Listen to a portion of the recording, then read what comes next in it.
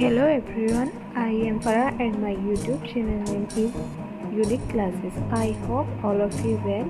तो आज का हमारा लेसन प्लान है बायोलॉजिकल साइंस का लेसन प्लान नंबर 3। ये लेसन प्लान नंबर जो है हमारा ये बायोलॉजिकल साइंस का है हमारा, जिसका टॉपिक है न्यूट्रिशनल कंपोनेंट्स या न्यूट्रिशन इन प्लांट्स। तो सबसे पहले जैसे कि अभी तक हम देखते आए हैं, सभी में हमें जनरल इन्फॉर्मेशन भरनी पड़ती है, जैसे कि आपका डेट हो गया, क्लास, सब्जेक्ट, सब सब्जेक्ट, टॉपिक, ड्यूरेशन, पीरियड्स वगैरह। देन उसके बाद हमारा स्कूल नेम आ जाता है, फिर पीपीएल टीचर नेम आ जाता है, फिर जनरल ऑब्जेक्टिव्स। आपको जैसे मैं पहले बता चुकी हूँ कि जनरल ऑब्जेक्टिव्स जो होते हैं हमारे, वो हमारे सेम रहते हैं। जो हमारे साइंस का लेसन प्लान है इसमें सभी हमारे जनरल ऑब्जेक्टिव्स सेम आ जाते हैं। नेक्स्ट आ जाता है स्पेसिफिक ऑब्जेक्टिव्स। स्पेसिफिक ऑब्जेक्टिव्स के अंदर हमारा जो आता है वो नॉलेज आता है, कंप्रिहेंशन, एप्लीकेशंस। फिर जो हमारा नॉलेज आता है इसके अंतर्गत हम इसके अंदर हम वही लेते हैं, यानी कि उस चीज़ को डिफ़ाइन करना पड़ता है कि स्टूडेंट जो होता है वो इजीली किसी भी चीज़ को रिकॉल कर सकता है और रिकॉग्नाइज कर सकता है। फिर उसके बाद आता है हमारा कंप्रिहेंशन।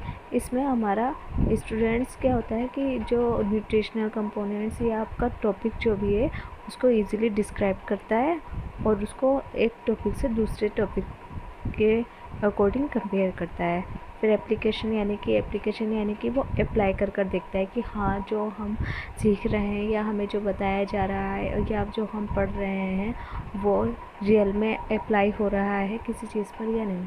देन उसके बाद हमारा मटेरियल एड्स आ जाता है। जो मटेरियल एड्स है वो हमारे यूज़ किए जाते हैं टीचिंग एड्स के दौरान।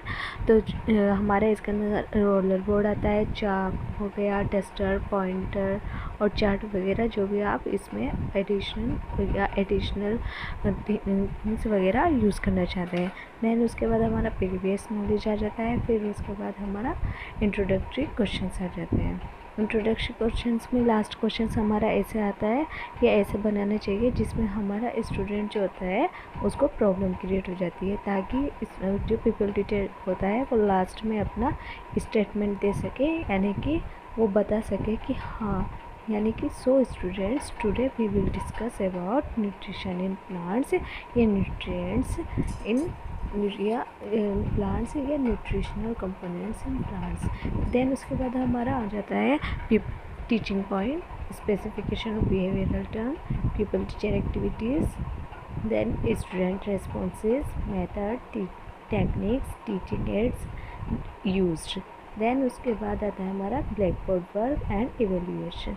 तो हमारा जो टीचिंग पॉइंट है न्यूट्रिएंट्स या न्यूट्रिशन इन प्लांट्स, तो इसमें हमें जो स्पेसिफिकेशन ऑफ बिहेवियरल टर्म्स होता है इसमें हमें स्टूडेंट की एबिलिटी के बारे में लिखना रहता है। फिर इसके बाद हमारा आ जाता है डेवलपमेंटरी क्वेश्चंस। डेवलपमेंटरी क्वेश्चंस में हमारा लास्ट क्वेश्चन एक ऐसा आता है, तो उसके अंतर्गत हम ऐसा क्वेश्चन बनाते हैं कि जिसमें हमारा अनक्लियर रिस्पॉन्स आ जाता है। फिर उसके बाद जब अनक्लियर रिस्पॉन्स आता है तो हमारा जो पीपल टीचर होता है वो उसको स्टेटमेंट करता है, किसी भी मेथड के थ्रू कर सकता है, लेक्चर मेथड भी हो सकता है, डिमॉन्स्ट्रेशन मेथड या एग्जाम्पल मेथड, कुछ भी XYZ हो सकता है। और यहाँ पर हमारा ब्लैक बोर्ड वर्क है जिसमें हमारा क्या दे रखा है, हमारी न्यूट्रिशनल कंपोनेंट्स के बारे में बता रखा है कि हमारे जो न्यूट्रिशनल कंपोनेंट्स हैं वो किस तरीके से होते हैं या उनमें क्या क्या पाया जाता है। ठीक है, तो ये हमारा ब्लैक बोर्ड वर्क है। फिर उसके बाद हम जो है इससे ही रिलेटेड क्वेश्चंस बीच बीच में पुटअप करते रहते हैं स्टूडेंट से, ताकि हमें भी ये पता लगता रहता है कि स्टूडेंट्स इस हमारी क्लास में ध्यानपूर्वक बैठाए या नहीं। फिर अब उसके बाद आ जाता है हमारा नेक्स्ट वर्क है, इसी से रिलेटेड एक टीचिंग पॉइंट है हमारा लीव्स फंक्शंस। फिर इसी से रिलेटेड हमारे डेवलपमेंटरी क्वेश्चंस भी पुटअप किए जाते हैं। फिर पीपल टीचर स्टेटमेंट देता है जब इनके लिए रिस्पॉन्स आता है स्टूडेंट्स का। फिर उसके बाद लेक्चर देते टाइम अगर आपका चार्ट वर्क है तो आप यहाँ पर चार्ट वर्क भी दे सकते हैं, वरना उसको आप बिना चार्ट के थ्रू भी समझा सकते हैं। या ब्लैक बोर्ड पर आप उसको पिक्चराइज कर अच्छे से बनाकर दे सकते हैं। फिर उसके बाद हमारा इसमें लीव के फंक्शंस दे रखे हैं और यहाँ पर जो है हमारा डिमॉन्स्ट्रेशन और लेक्चर मेथड दोनों का ही यूज़ किया गया है। नेक्स्ट है और लास्ट में आ जाता है हमारा रिकैपिचुलेशन क्वेश्चंस। देन उसके बाद हमारा आ जाता है होम असाइनमेंट, जिसमें हमें बच्चों को अपने टॉपिक से रिलेटेड क्वेश्चंस या होम वर्क देना पड़ता है।